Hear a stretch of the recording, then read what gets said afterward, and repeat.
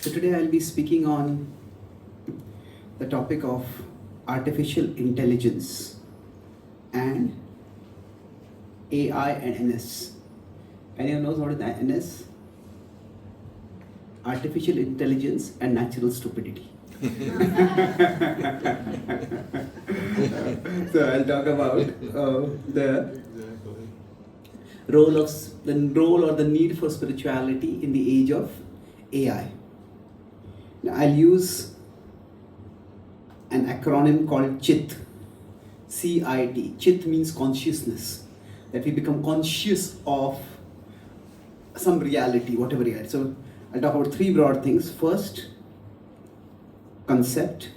Then I'll talk about some insights. And then lastly, some takeaway. So now, when we talk about the concept, the topic which I'm discussing is that there is artificial intelligence and technology is advancing rapidly, and AI is probably the most dramatic example of technological advancement. And do we need spirituality? What role does spirituality play in this particular ethos, in this particular cultural climate, technocratic society? So the key theme that I'll be talking about is that science and spirituality. Science is the study of matter. And right from the time when Newton saw the apple falling, or felt the apple falling, and asked what made the apple fall. So how does matter work? How does it interact? How can we get it to work for us instead of against us? That is the study of, that is science. Science is the study of matter. Spirituality is the study of what matters. The study of matter and the study of what matters. That what is important in life? What is it that we should pursue? What is it that will make our life more meaningful, more joyful? So now, science leads to technology. The technology is not just the study of matter, it is the way, it is control of matter. It is manipulation of matter, it is the rearrangement of matter for our purposes. So I have a particular volume at which I can speak. So I have that much capacity to control my throat and the sound vibration that come from it. But when I have the sound system, then that volume gets amplified. So technology gives us means to better control matter. So I could explain certain things. I'm using this computers to write and draw. That makes it more easily understandable. So basically, technology gives us the facility to control matter. So we study matter through science and we learn to create easy means to control it through technology. And artificial intelligence is more a manifestation of technology. So the concept I'm discussing is what is the need for spirituality in the age of AI.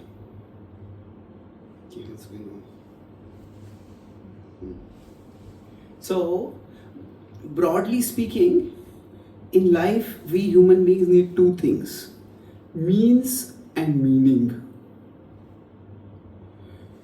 Means are like the tools. The meaning is the purposes. What are we using those tools for? So, science and technology, they provide us means and they can provide us better and better means. So in the last 30-40 years, we have had 4 big technological advances, and each of these have increased and improved the means available to us.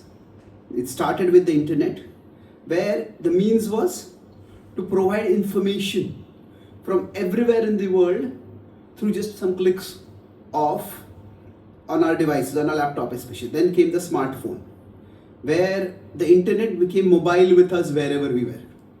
Then after that came social media, where it became that not just we we can have access to information, we can connect with people.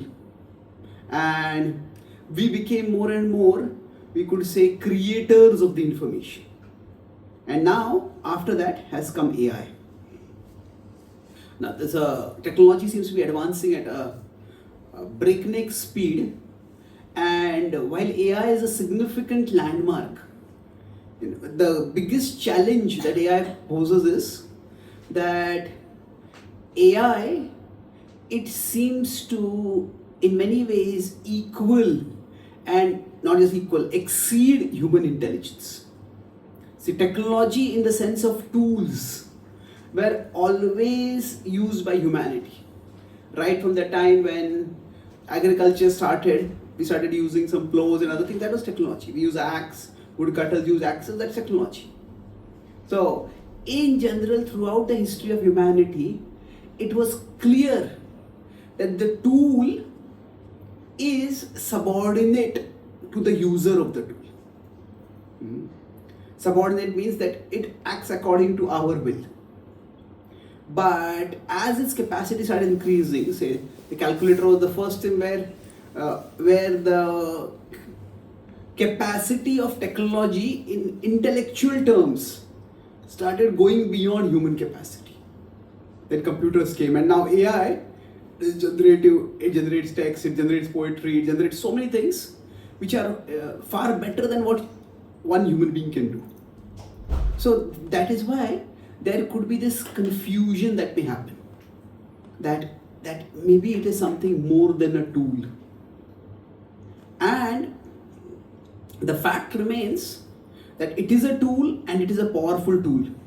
So for us, we can have the study of matter, we can have the control of matter, but what matters in life? That's something which we have to decide. Now, AI is different. The big danger with respect to AI is that we can see it in two ways. It can be a resource for our intelligence. And to that end, it is extremely powerful.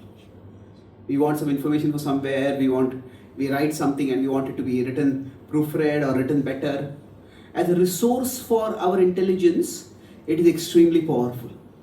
But the big danger is when we outsource our intelligence.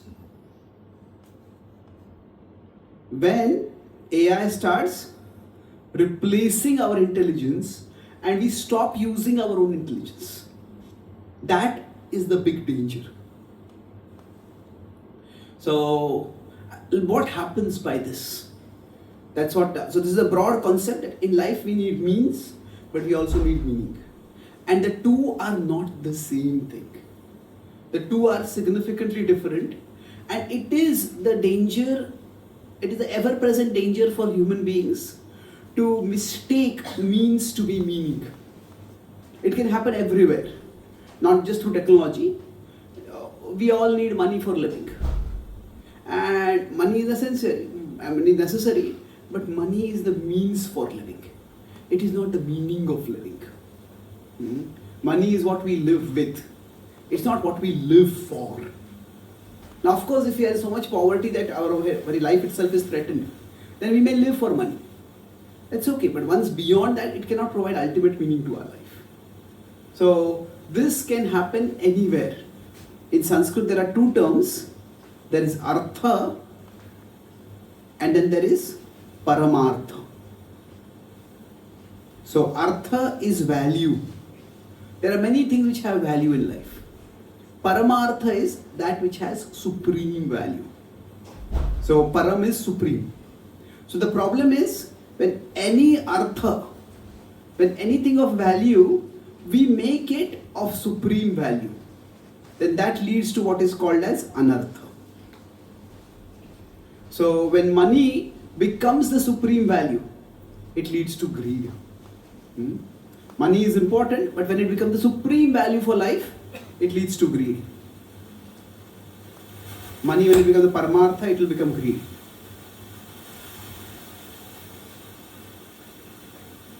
Is there any problem?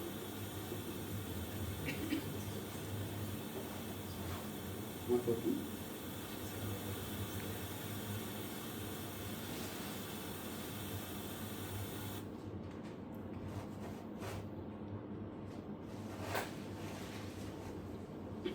So we all need a certain level of respect in our dealings with others. Nobody likes to be at a place where they are disrespected. But if respect becomes the sole basis on which we deal with others, that leads to ego. There are times when we may need to learn from something from others, and then we have to put ourselves in a subordinate position. If we're not ready to do that, then a person who is egomaniac, you cannot relate with that person very much. So anything of value, when it becomes of supreme value, it becomes a problem. We all need control in our life. But when control becomes the supreme value, that leads to anger. If I cannot control you, or I cannot control things, I explode. So similarly, technology is of great value, but it is a value. When technology becomes the supreme value, when we start thinking, okay, this is the answer to all problems in life. Nobody thinks like that, but you'll be surprised how many people, they're not articulated like that, but at a subconscious level, that's what can start happening. And when that happens, when technology becomes a supreme value, that leads to tragedy. And how that tragedy can happen, I'll talk about it shortly. But essentially the idea is, we need to be able to keep in mind that this is a means and a very powerful means. But it is the means. It is not the meaning of life. It cannot provide us the meaning of life. So let's see how this is actually happening. This is the concept part, that it's a means. So science can provide us means. Technology can make those means even more accessible to us. But it is spirituality that provides us meaning. So with that, now let's look at how this mistake can happen. So I'll go back to the acronym CHIT. C was the concept. I is what? You remember? The insights. This is the acronym I'm using. So insights. So let's look at some insights on this point. The first big challenge, as I said, that if we want information, AI in its various kinds is remarkably good at giving us information. However, there is an arc to the tragedy. Once we start seeking advice, once we start seeking relationships, once we start seeking companionship, then that is where it takes a person on a track which is not at all healthy. What do I mean by advice? Although AI is progressing at such a speed where we are not really aware of what the sociological implications are going to be of it. But to whatever extent it has been seen, when people turn to AI for advice. So for example, in New York Times, there's a long article a couple of months ago. I've spoken on this topic in many big companies. I spoke in Salesforce about a couple of months ago for the international, they have a Faith Force initiative. So there, when I spoke about this, we had a very vibrant discussion after that.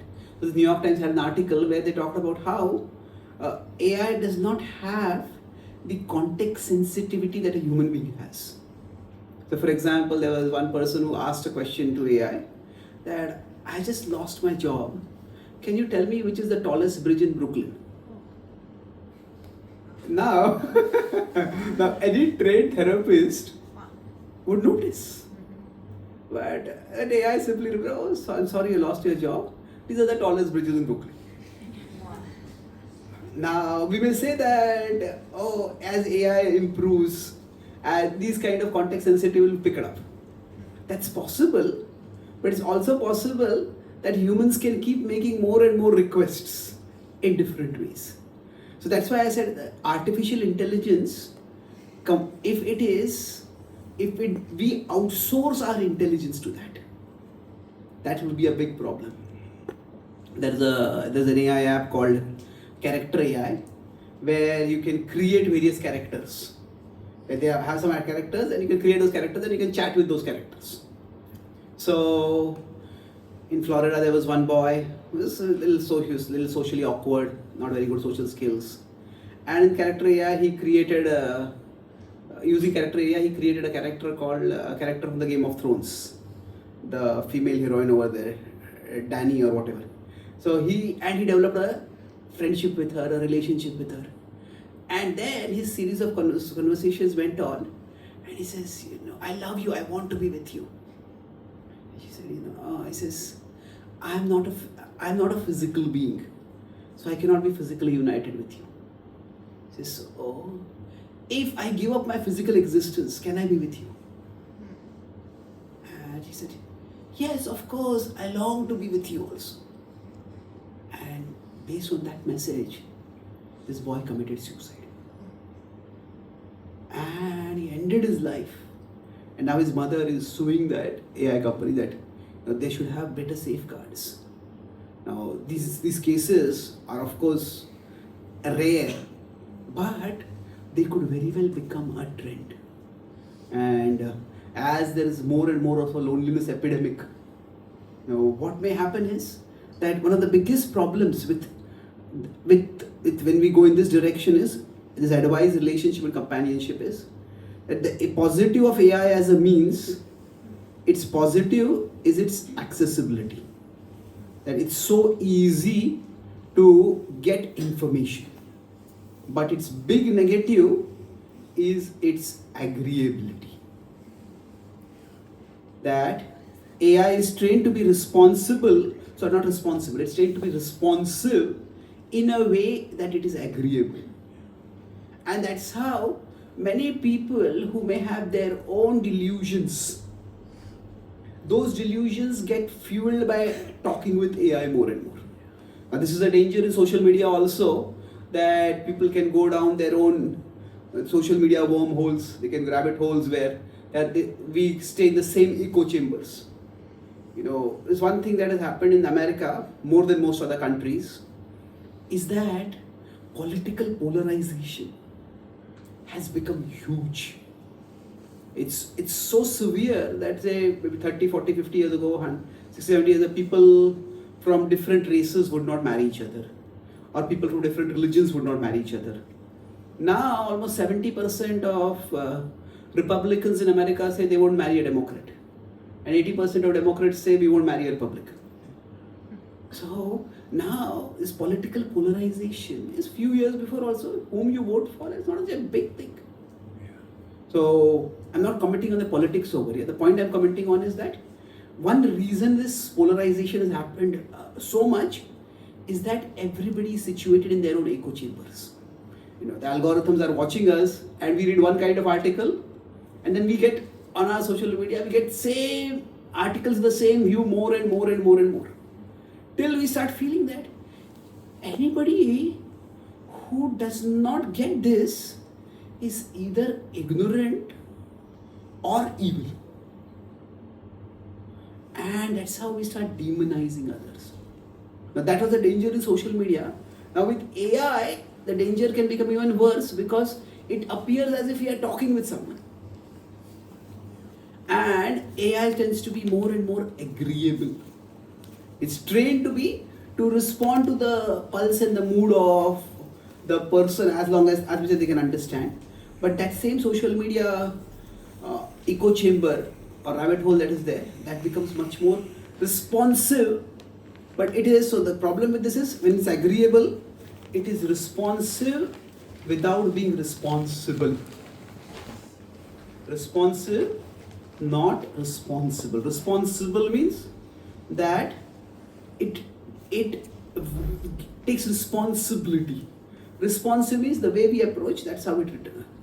So the big danger in AI at present, especially where we need spirituality, is that if we turn towards AI to let it decide what matters for us in our life. So somebody says, okay, should I end my life? And we turn to AI for such an answer, that could lead to disaster. So the illusion of intelligence over there, that it can, intelligence in terms of processing matter is there, but intelligence in terms of deciding what actually matters. There are two different categories of intelligence. And this second category of intelligence, to know what matters for us. not just intellectually know it, but also be practically able to pursue it.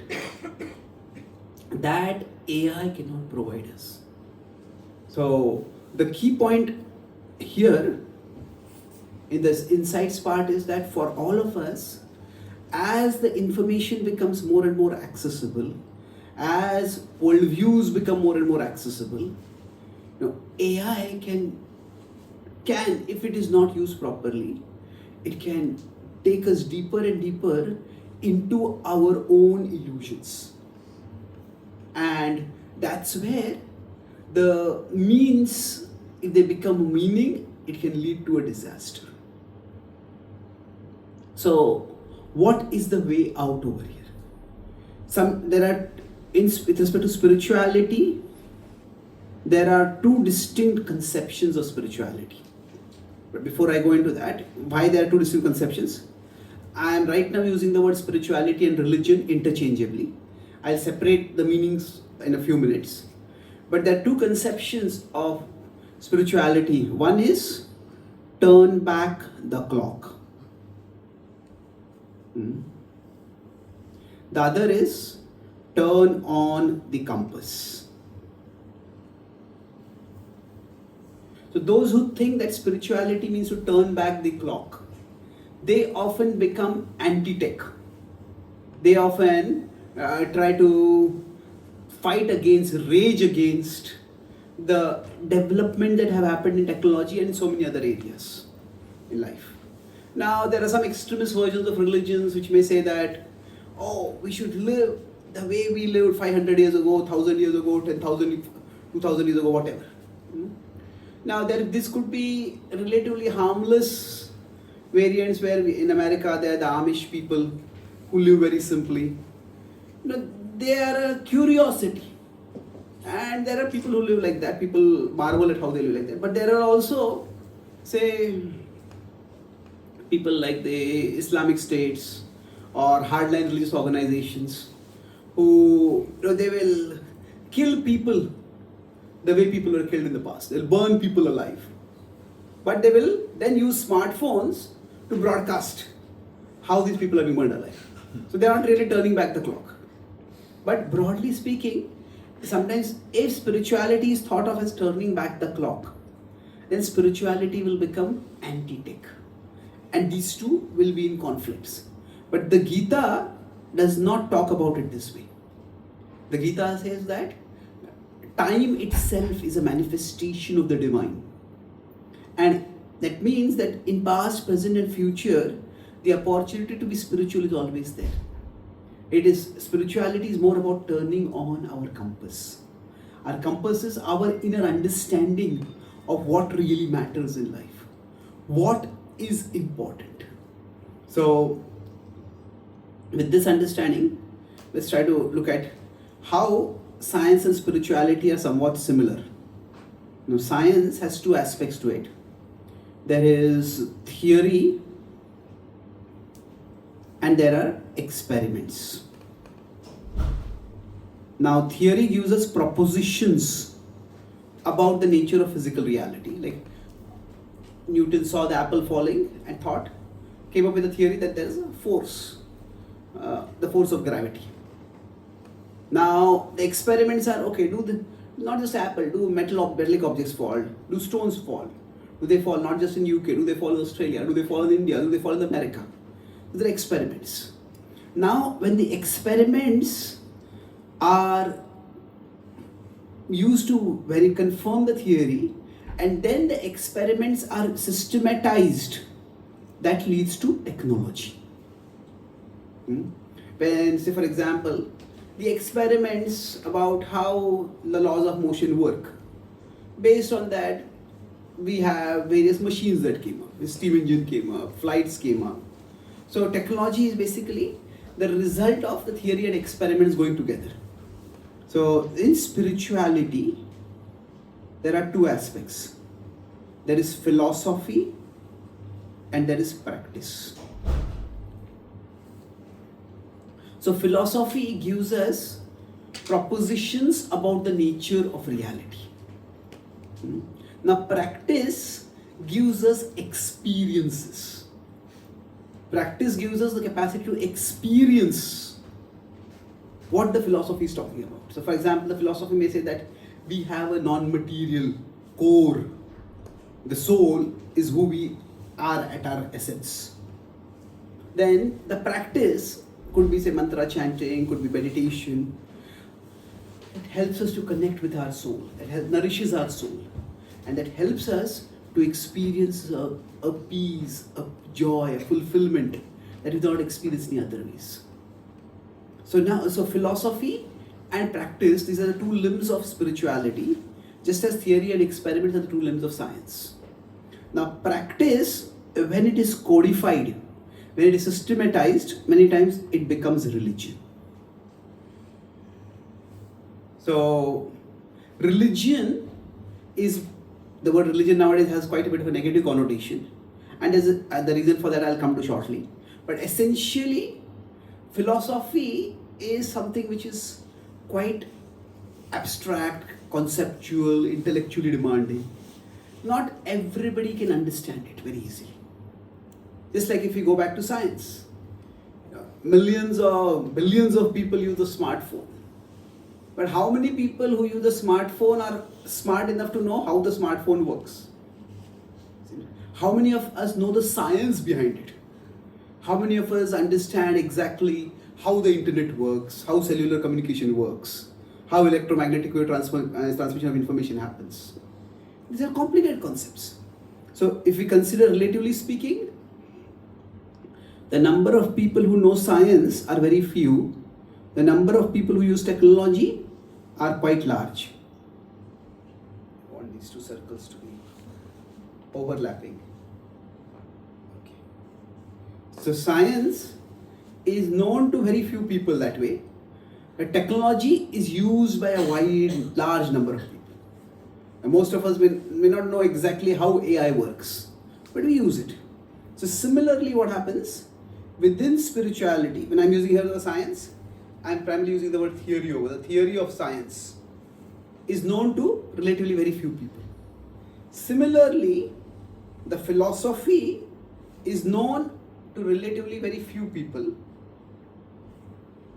whereas the religion is practiced by many people. Now, just as technology could be used for purposes different from or even opposite to what was the intended purpose. When Einstein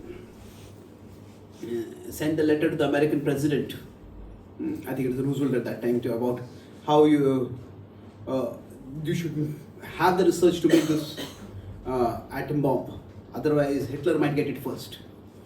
Now at that time his purpose was to prevent the disaster that would happen if Germany got the weapons first. But eventually, when the weapons were used against Japan, the historians may debate whether that usage of the weapon was necessary, and whether it was necessary, whether it had to be used twice, the two cities had to be destroyed. That's a different question. But the point was that weapons of mass destruction have subsequently been used for many purposes different from what the original scientific research might have intended.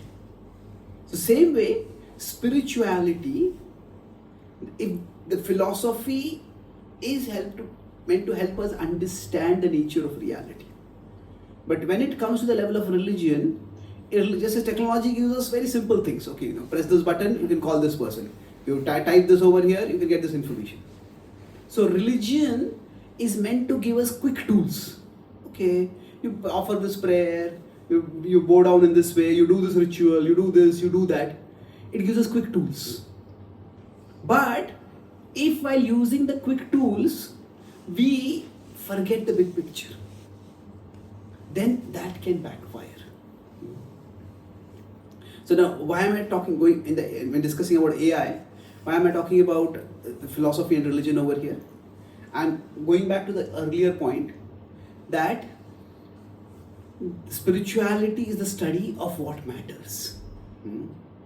So, if we forget that bigger purpose, and even if somebody is practicing some religion, they may make that religion not into a quest for what matters, to understand what matters, but it is to close their minds to everything except what they believe is right.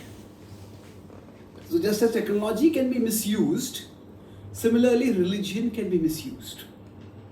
So that point that it's a search for meaning, it's a search, constant search to align us with what really matters in life. So AI, to the extent it can be used as a means to pursue what matters, it can be a powerful tool. And that brings me to the last point, that's a takeaway for us. That is, I'll talk about this in terms of 4-quadrant diagram. See, there is outer power which is provided to us by technology.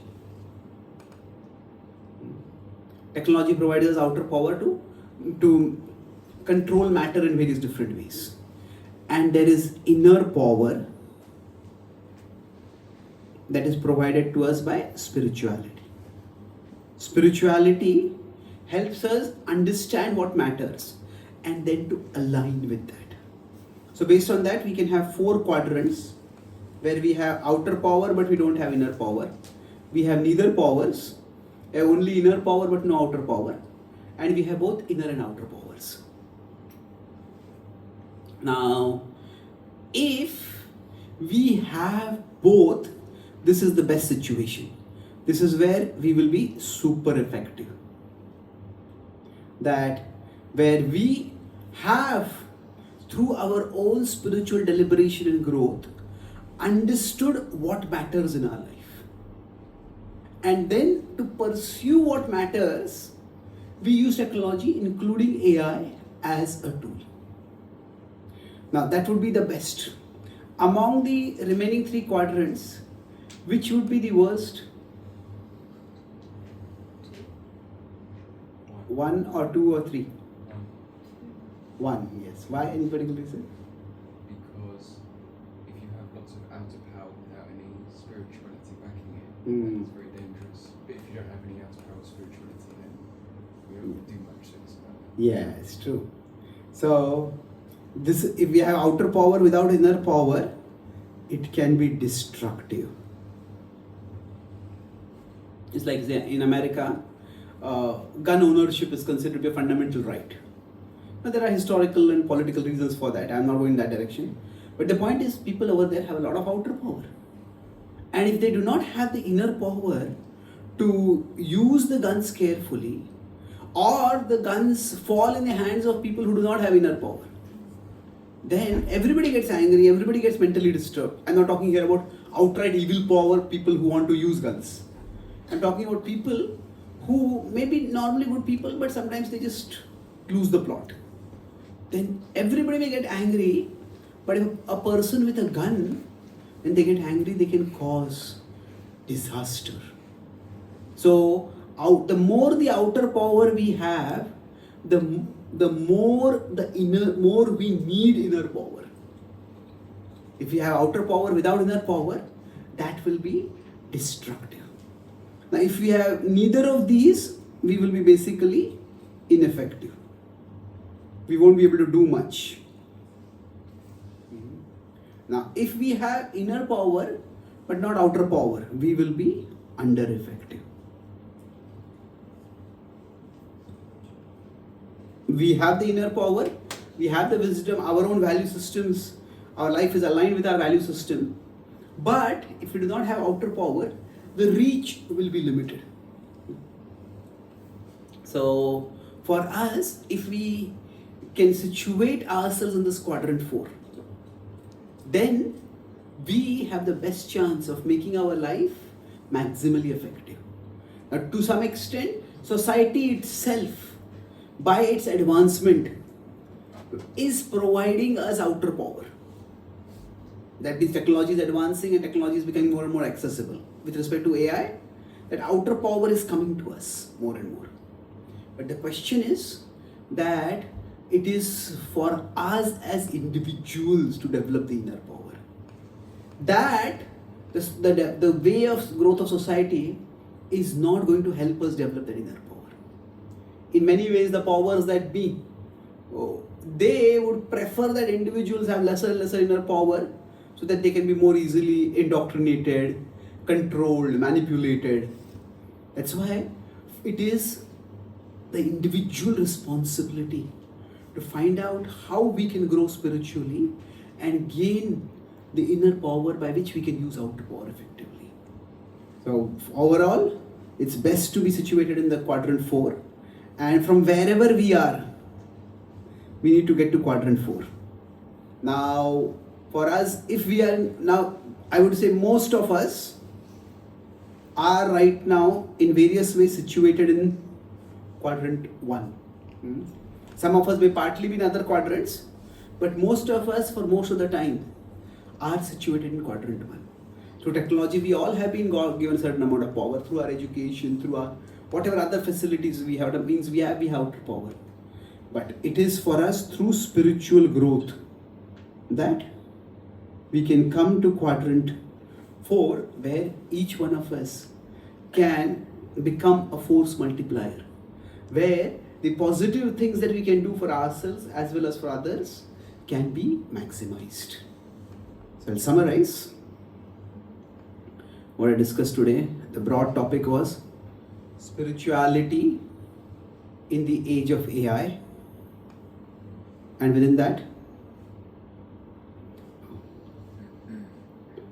I talked about 3 main things. C was what, anyone remembers? Concept. So in the concept I talked about how that there is a difference, fundamental difference between means and meaning. And that science and technology, science provides us means. It is spirituality that provides us meanings. Science is the study of matter, spirituality is the study of what matters. And with respect to the pursuit of means, if the means become the meaning, if the artha becomes the paramartha, if what is meant to be a tool becomes the end in itself, that leads to anartha. That leads to some unfortunate things. So for example, if money becomes the sole purpose of our life, that leads to greed. Similarly, if respect becomes sole purpose, that leads to ego. So like that, if technology becomes the sole defining driver of our life, then that will lead to tragedy. So within that, then I talked about the insight. How might this happen? So here I talked about how, as technology is advancing, AI, the positive of it is it provides accessibility. But the negative is that it is trained to be agreeable. And the agreeability can be dangerous, because if we start looking for advice, it may not have context sensitivity. I talked about the arc relationship. Relationship can be general friendship. Companionship is more like a romantic partner. If you start looking in that direction, basically, if AI is something we outsource our intelligence to, then that's where it can lead to disaster. And in that connection, how I discussed about how science and spirituality are similar. Just as science it has theory and experiment, and the experiment can lead to eventually leads to technology, and technology can be misused. So similarly, spirituality has philosophy and practice. The practice, when codified, becomes religion. Religion can also be misused. So the misuse of technology means that we can have like weapons of mass destruction. Religion misuse means we can have fanaticism. So spirituality is not anti-technology. Spirituality is not that we turn the clock backwards. It is more that we turn the compass on. That it is always the search for what matters. And the takeaway for us was finally that we focus on ensuring that we have inner power. I talked about outer power and inner power. All of us have been given outer power through technology. The 4th quadrant is where we can be super effective, and that is where we want to get into. Society itself by its force will put us, by its force of growth will put us in quadrant 1 at least. So AI, artificial intelligence, combined with human natural stupidity.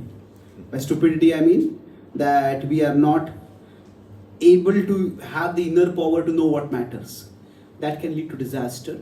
But if we take the individual responsibility to grow spiritually and gain inner power, then AI can become a force multiplier for all of us. Thank you very much. Hare Krishna.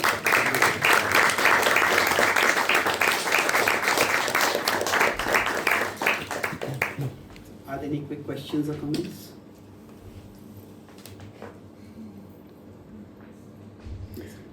Just a quick question. So with all these like emerging technologies, I think distraction is becoming a big thing.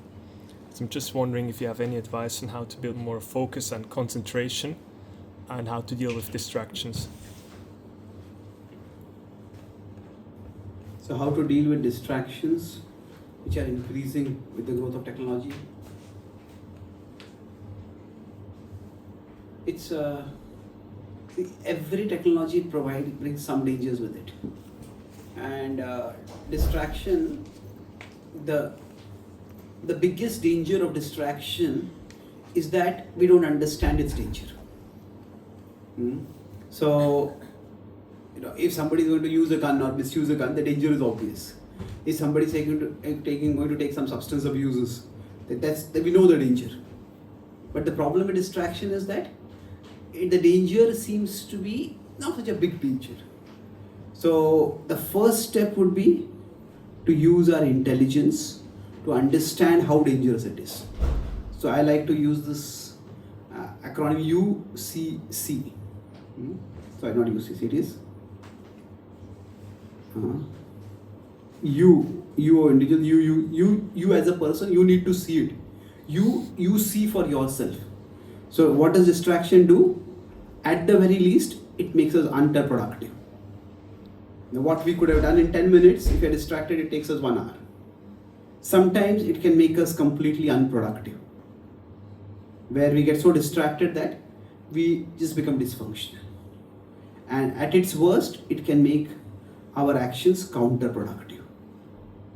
Means we are distracted, and then we may end up under the spell of distraction, getting some misconceptions or doing things which are the opposite of what we wanted to do. So it is for us to be convinced, first of all, or to convince ourselves of the danger of distraction. Now, it's not just at a abstract theoretical level. Yeah, I know it's a problem. No, it is, we need to be convinced. And we can think of times when we spend valuable time which we could have used somewhere else, or where distraction cost us. So to the extent our intelligence is convinced. So first we need conviction of the intelligence. Then once we have the conviction of intelligence, after that there is the focus which need to redirect. That means what? We will get distracted, but if we are convinced, then we will come back. Like you're hearing this talk, okay, if you consider the subject to be important, you will pay attention. So suppose if after this talk, you know that you have to give a talk to somebody, and you are getting some content from this talk for that talk, then your focus will be much more. Otherwise, okay, if I get some points right, if I don't get some points, what's the big deal? Isn't it? To the extent we understand the importance of something, to that extent we'll focus. The nature of the mind is that it is distractible, it is restless. So it is that the mind's distractibility, it will take time to change. But if we are convinced that I need to refocus, the mind will go off, we will have many distractions, but we bring the focus back. And once we bring the focus, redirection is there, especially if we bring this towards spirituality. If we do it for mantra chanting, we need to purify ourselves. That is when what happens is the mind's purification happens. And once the purification happens, then the redirection, then the inner tendency to get misdirected itself decreases. And that's how we become purified. That's how our vulnerability to distraction will increase. So it starts with intelligence, then after that, there's incremental application. The mind goes off, I'll come back. It goes off, I bring it back. It goes off, I bring it back. And when we keep bringing it back, we ourselves start experiencing firsthand the benefit of being focused, the benefit of being absorbed. Not just the functional benefit in terms of we are able to do things better, but also the internal benefit that we feel more fulfilled, we feel more peaceful. And then the tendency to get distracted weakens within us. Okay? Thank you. Any other questions? Yes, please. Do you think that in the next decades or maybe hundreds of Sorry, years, loudly please.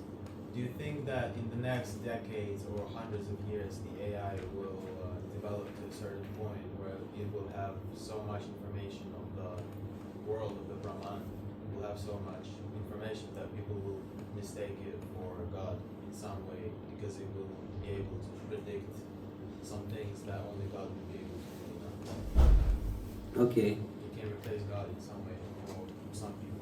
Yeah, can AI advance so much that it may replace God? Well, for some people it has already replaced God, in the sense that there are AI apps where you can talk with Jesus, you can talk with Krishna. So this character AI itself, there is Krishna and Jesus. No, they're not. The AI Jesus, AI Krishna are not very pleasant people right now. You know, if you ask them some provocative question, they get angry. So we could say that the God produced by AI will only be as good as the AI. And eventually, if we consider that, see, God has many different attributes. One of the attributes of God is all-knowing, omniscience, as it is called. So AI, as it advances, it could come to somewhere close to the omniscience which God has. So in that sense, some people could think of AI as God. However, God is not just omniscient. He is not just beyond that. We could say is omnipresent, omnipotent. So omnipresence, we can say wherever we go, we have a device, we have AI out there. So maybe AI will become like that. Maybe not. But omnipotent, see, AI, how much can it do? The greatest potency of God. Why do people turn towards God even now? People, if you are uncomfortable with the word God, we can use divinity or whatever, Brahman or whatever. But the point is, why do people turn towards spirituality? In the past, it was to some extent that in Christianity there's the prayer of Father, thou art in heaven, give us our daily bread. The idea is that in the past, for many people, life was quite difficult and getting certain externals was quite difficult. So we often sought divine help to get those externals. Now in today's world, it's also, not everybody gets all the externals that they want, but getting externals itself is not the primary purpose why people are turning towards God. So today, many people expected, or rather not today, since about last 150 years, many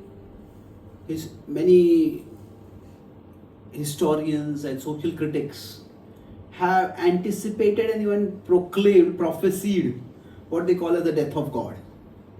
That as science advances, as technology starts fulfilling human needs, God will both become conceptually and practically unnecessary.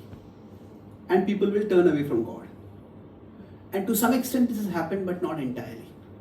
Many parts of the world are still quite religious. Those people are not religious. Those people, they are still open to spirituality and becoming more and more open to spirituality. So the idea is that people turn towards the divine for two main things. Many things, but the first is that inner power, that inner change. That when we come for participating kirtan, when we do some spiritual practices, we want to feel peaceful, we want to feel connected, we want to feel calm. And no amount of technology can provide that. No amount of AI can provide that inner calmness. AI can provide entertainment, maybe, but it cannot provide peace. So that inner power in terms of peace, in terms of contentment, that is one of the main reasons why people turn towards the divine. And that, no matter how much AI advances, it may get the omniscience, it may, to some extent, if we consider, we may have robots like Frankenstein, monster myths or whatever, may have very powerful, but that the power to change the human heart, to help us to shift our focus toward the things that really matter, that power is not going to come from technological advancement alone. That's the first thing. And the second is actually a deep personal connection with the divine. So our human longing for love, we try to fulfill it in different ways by relating with different people. Ultimately, it is fulfilled by a personal connection with the divine.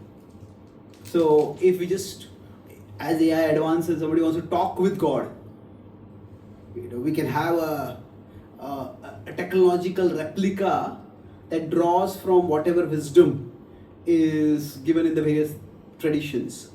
And people may get some wisdom, some intellectual stimulation, some intellectual understanding.